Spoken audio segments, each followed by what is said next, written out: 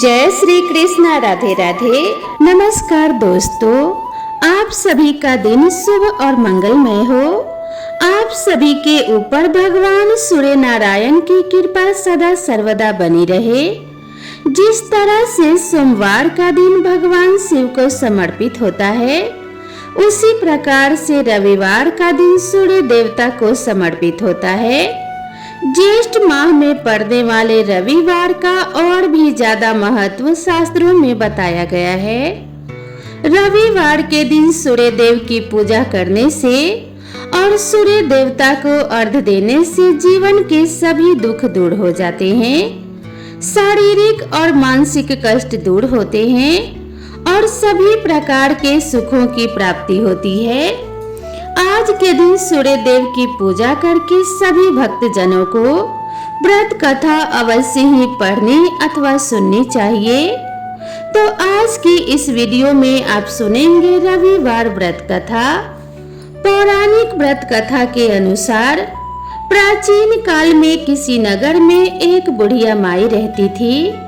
वह प्रत्येक रविवार को सुबह उठकर स्नान आदि से निवृत्त होकर अपने आंगन को गोबर से लीपकर स्वच्छ रखती थी।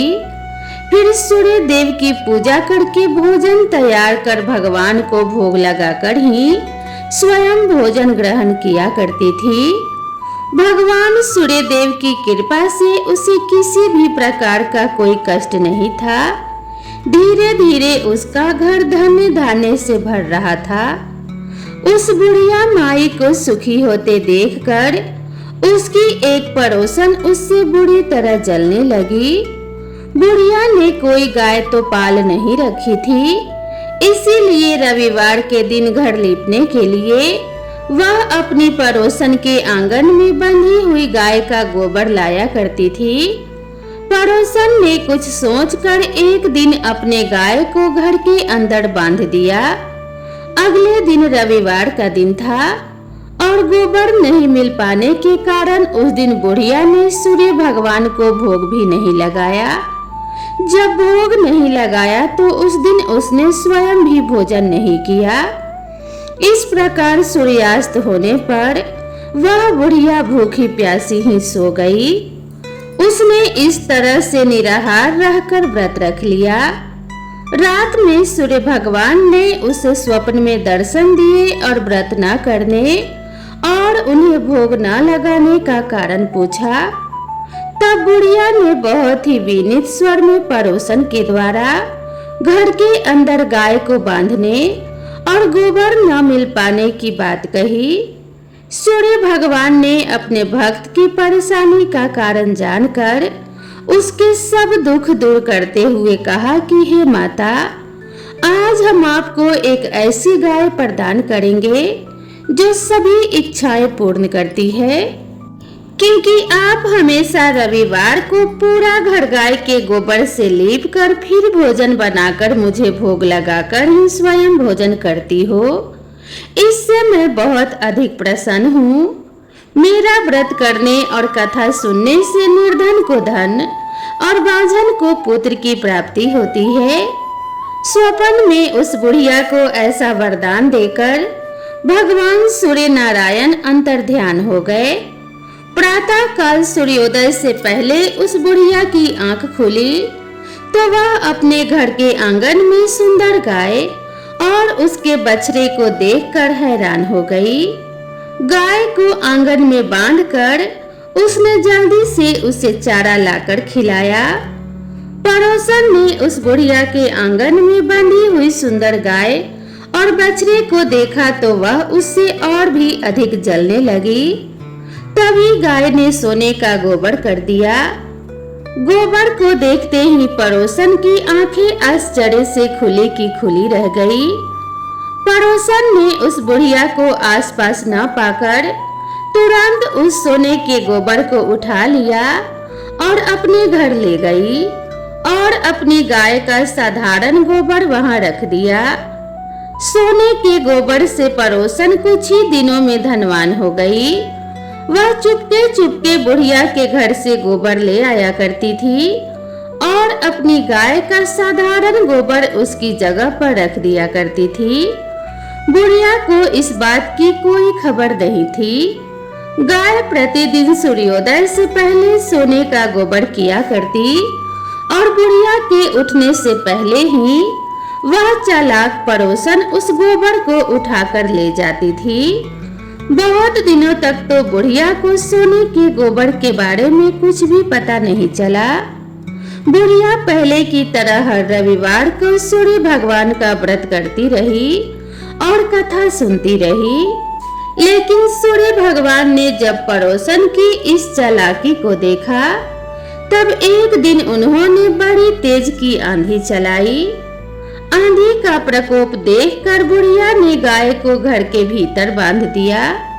सुबह उठकर बुढ़िया ने सोने का गोबर पड़ा हुआ देखा तो उसे बहुत बड़ा आश्चर्य हुआ। उस दिन के बाद बुढ़िया अपनी गाय को घर के भीतर ही बांधने लगी। सोने के गोबर से वह बुढ़िया कुछ ही दिनों में बहुत धनवान हो गई। उस बुढ़िया के धनवान होने से वह पड़ोसन बुरी तरह जलकर राख हो गई। जब उसे सोने के गोबर को पाने का कोई रास्ता नहीं सूझा, तब वह राजा के दरबार में पहुंची और राजा को सारी बात बताई। राजा को जब बुढ़िया के पास सोने की गोबर देने वाली गाय के बारे में पता चला, तब उसने अपने सैनिक को भेजकर बुढ़िया की गाय को लाने का आदेश दे दिया। सैनिक उस बुढ़िया के घर पहुंचे। उस समय बुढ़िया माई सूर्य भगवान को भोग लगाकर स्वयं भोजन ग्रहण करने ही वाली थी कि राजा के सैनिकों ने गाय को खोला और अपने साथ लेकर महल की ओर चले। बुढ़िया ने सैनिकों से गाय को न ले जाने की बहुत प्रार्थना की, बहुत रोई, बहुत चिल्लाई, लेकिन राजा के सैनिक नहीं माने। गाय के चले जाने से बुढ़िया को बहुत दुख हुआ। उस दिन मारे दुख के उसने कुछ भी नहीं खाया और सारी रात सूर्य भगवान से गाय को पुनः प्राप्त करने की प्रार्थना करने लगी। दूसरी ओर राजा को गाय को देखकर बहुत खुशी हुई, लेकिन अगले दिन जैसे ही सुबह राजा उठा, सारा महल गोबर से भरा हुआ देखकर घबरा गया।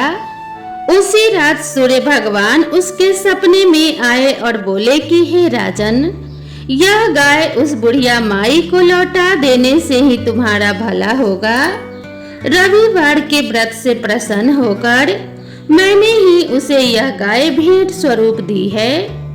सुबह होते ही राजा ने उस बुढ़िया को महल में बुलाकर बहुत से धन के साथ सम्मान सहित गाय लौटा दिया और अपनी इस गलती के लिए क्षमा भी मांगी। इसके बाद राजा ने पड़ोसन को दंड दिया। इतना करने के बाद राजा के महल से गंदगी दूर हो गई और उसी दिन से राज्य में राजा ने घोषणा कराई कि सभी स्त्री पुरुष रविवार का व्रत किया करें। रविवार का व्रत करने से सभी लोगों के घर धन्य धान्य से भर गए। चारों ओर खुशहाली छा गई। जिन्हें शारीरिक कष्ट था, उनके सभी शारीरिक कष्ट भी दूर हो गए। इस प्रकार समस्त नगर को सूर्य देव की कृपा प्राप्त हो गई। इसीलिए हर रविवार के दिन जो भी भक्त सच्चे मन से सूर्य देव की पूजा करके उपवास रखता है और इस कथा को पढ़ता या दूसरों को सुनाता है, सूर्य देव की कृपा से उसके सभी कष्ट दूर हो जाते हैं। यदि व्रत ना भी रख पाए तो भी सुबह सूर्य देव को अर्घ देकर सूर्य देव की पूजा करके इस कथा को अवश्य ही पढ़ना और सुनना चाहिए। कथा के अंत में और शुरू में प्रेम से जयकारा बोलना चाहिए। बोलिए सूर्य नारायण भगवान की जय। अब आइए श्रवण करते हैं सूर्य देव की दूसरी कथा, जिसे सुनने मात्र से घर में सुख समृद्धि का वास होता है और सभी मनोकामनाओं की पूर्ति होती है। देवलोक के शिल्पकार विश्वकर्मा की एक पुत्री थी जिनका नाम था संज्ञा। वह दिन भर तपती धूप में खेला करती थी। सूर्य की तेज किरणों का जैसे उन पर कोई असर ही नहीं होता था। संज्ञा जब बड़ी हुई तो एक दिन विश्वकर्मा और उनकी पत्नी ने संज्ञा को बड़े मुग्ध भाव से सूर्य नारायण को निहारते हुए देखा। यह देख विश्वकर्मा बोले, देवी ऐसा लगता है हमारी बेटी सूर्य पर मोहित हो गई है। देख रही हो कितने मुग्ध भाव से सूर्य की ओर देखे जा रही है। मुझे भी ऐसा ही लगता है स्वामी, विश्वकर्मा की पत्नी ने कहा। सूर्य के सौंदर्य के प्रति संज्ञा का आकर्षण उनकी आयु के साथ बढ़ता ही गया। एक दिन विश्वकर्मा ने संज्ञा को अपने साथ हाथी पर बैठाकर सैर को निकले। अपनी पुत्री को सूर्य की ओर निहारते देख उन्होंने पूछा, बेटी अब तुम छोटी नहीं रही, सोचता हूँ जल्दी ही तुम्हारा विवाह कर दूं। बताओ किस देव को तुम चाहती हो। पिताजी, आकाश में सूर्य से बढ़कर कोई तेजस्वी नहीं है, संज्ञा ने उत्तर दिया। ठीक है, हम सूर्य के साथ ही तुम्हारा विवाह करा देते हैं, विश्वकर्मा बोले और अपनी पुत्री को लेकर सूर्य देव के पास पहुंचे। उन्होंने अपनी पुत्री की इच्छा सूर्य देव को बताई तो उन्होंने उनका प्रस्ताव सहर्ष स्वीकार कर लिया और बोले, आपकी पुत्री मेरे साथ विवाह करना चाहती है, यह तो मेरे लिए सौभाग्य की बात है, पर इनसे यह तो पूछ लीजिए कि क्या ये मेरा ताप भी सहन कर पाएगी। विश्वकर्मा संज्ञा को एक ओर ले गए और कहा, सूर्य देव का उत्तर तुमने सुन लिया बेटी, अब बताओ सहन कर लोगी हर ऋतु में उनका ताप। हाँ पिताजी, संज्ञा ने बड़े विश्वास के साथ उत्तर दिया। कुछ ही दिन बाद संज्ञा का विवाह सूर्य देव के साथ हो गया। संज्ञा सूर्य देव के साथ उनके लोक चली गई। पति के साथ संज्ञा के दिन सुखपूर्वक बीतने लगे। फिर उनके यहाँ एक पुत्र पैदा हुआ जिसका नाम रखा गया मनु। अनेक ऋषि मुनि बालक को आशीर्वाद देने आए।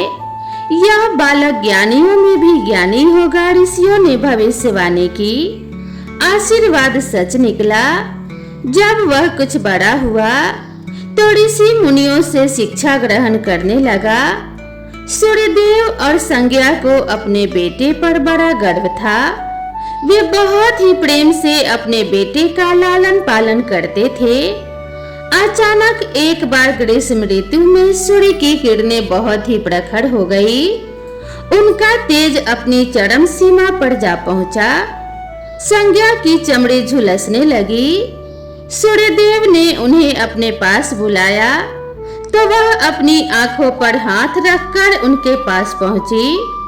सूर्यदेव बोले, संज्ञा मेरी ओर देखो, तुमने अपनी आंखें क्यों ढक ली है? नेत्र खोलो और मेरी ओर देखो, मैं तुम्हारा पति हूँ।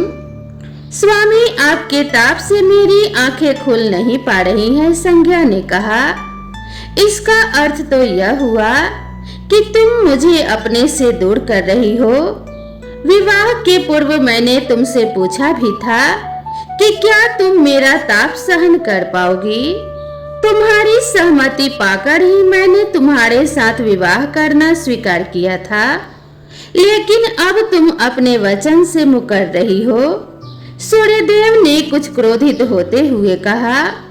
स्वामी, इसमें मेरा कोई भी दोष नहीं, संज्ञा बोली। आपका ताप ही इतना प्रखर है।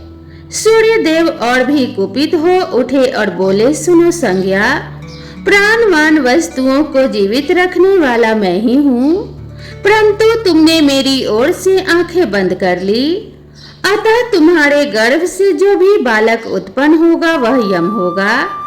यम अर्थात मृत्यु का देवता। संज्ञा वहां से भाग जाना चाहती थी, लेकिन बच्चों का मोह उन्हें विवश किए हुए था। संज्ञा की एक सहचरी थी, उसका नाम था छाया, जो हूबहू संज्ञा की ही प्रतिलिपि थी। संज्ञा ने इस विषय में छाया से मदद लेने का निश्चय किया। संज्ञा ने छाया को बुलाया और अपनी समस्या बताई। संज्ञा की बातें सुनकर छाया बोली, मुझे क्या करना होगा? संज्ञा ने कहा, तुम संज्ञा बनकर मेरे पति के पास जाओ और उनकी पत्नी और मेरे बच्चों की माँ बनकर वहीं रहो। छाया ने कहा, उन्होंने मुझसे पूछताछ की तो मैं क्या कहूँगी? संज्ञा ने कहा, कह देना कि मैं संज्ञा हूँ, परंतु भेद मत खोलना। छाया ने कहा, यह सब मैं करूँगी, लेकिन मेरी भी एक शर्त है। सूर्यदेव कभी मुझ पर बिगड़े या फिर साप देने लगे तो मैं सारा भेद खोल दूंगी। संज्ञा ने कहा कि ठीक है। छाया, अब जाओ और मेरे बच्चों को संभालो। तुमने मुझे बहुत ही कठिन काम सौंपा है संज्ञा, फिर भी मैं भरसक प्रयत्न करूंगी, छाया बोली और वहां से चली गई।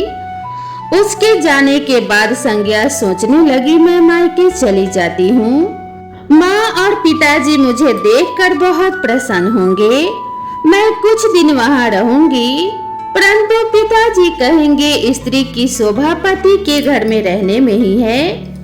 ऐसे ही विचारों में उलझी संज्ञा मायके को चल पड़ी। रास्ते में उसके मस्तिष्क में उलझने टकराने लगी।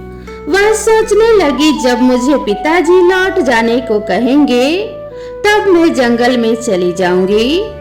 कुछ समय बाद संज्ञा अपने मायके पहुंची। पिता ने उसका बड़ा सत्कार किया और बोले, बेटी आओ, सब कुशल मंगल तो है? नहीं पिताजी, आपने ठीक ही कहा था, ग्रीष्म ऋतु में मैं सूर्य देव का ताप सहन न कर सकी। संज्ञा कुछ दिन वहां सुख से रही। एक दिन पिता ने उससे कहा, संज्ञा, तुम्हारे आने से हमें बड़ा हर्ष हुआ है, परंतु विवाह हो जाने के बाद स्त्री को मायके में अधिक समय तक नहीं रहना चाहिए। अब तुम अपने पति के घर जाओ, फिर कभी हमसे मिलने आना। तुम मुझे बहुत प्यारी हो, किंतु पति का घर ही स्त्री का घर होता है। यही मैंने सोचा था, संज्ञा मन ही मन बोली और एक रात चुपचाप पिता का घर छोड़कर जंगल में चली गई। वह सोचने लगी कि मैं सूर्य के सामने नहीं जा सकती, इसीलिए घोड़ी बन जाती हूँ। उस रूप में मुझे कोई पहचान नहीं पाएगा। घोड़ी का रूप धारण कर संज्ञा तपस्या करने लगी, सूर्य के ताप की शक्ति को कम करने के लिए।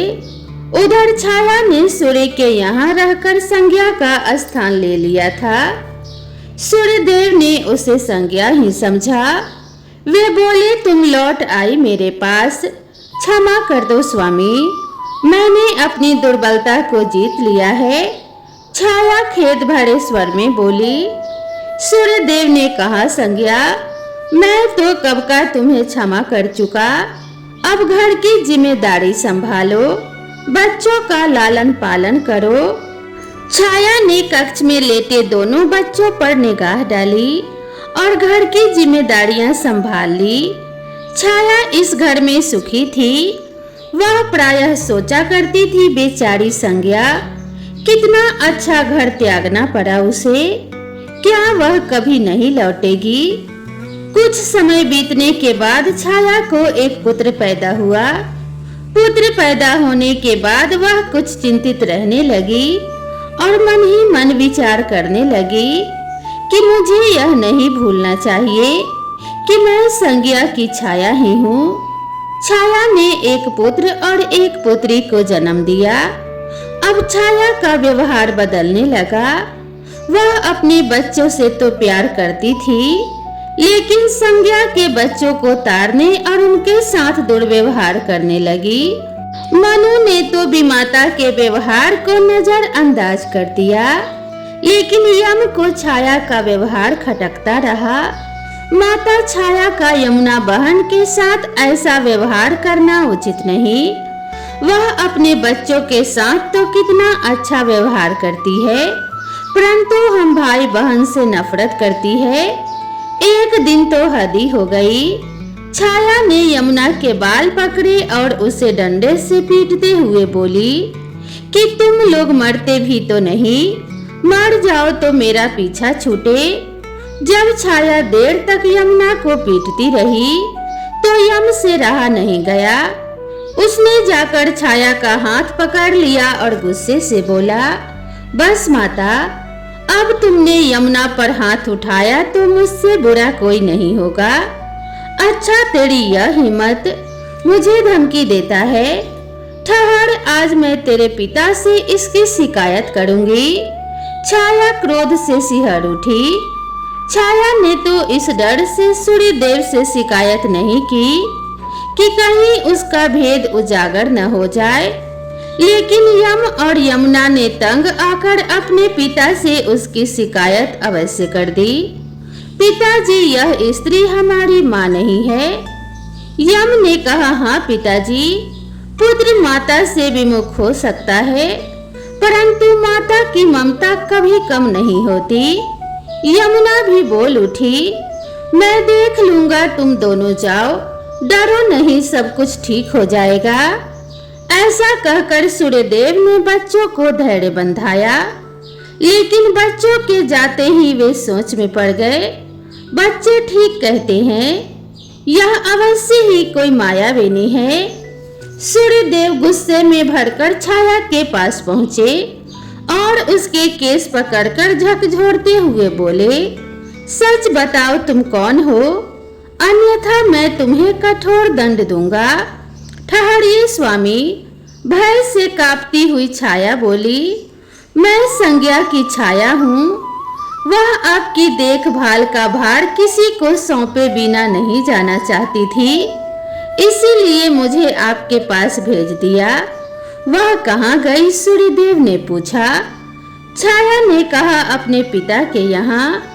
सूर्यदेव सीधे विश्वकर्मा के पास पहुँचे और उनसे पूछा, संज्ञा कहाँ है?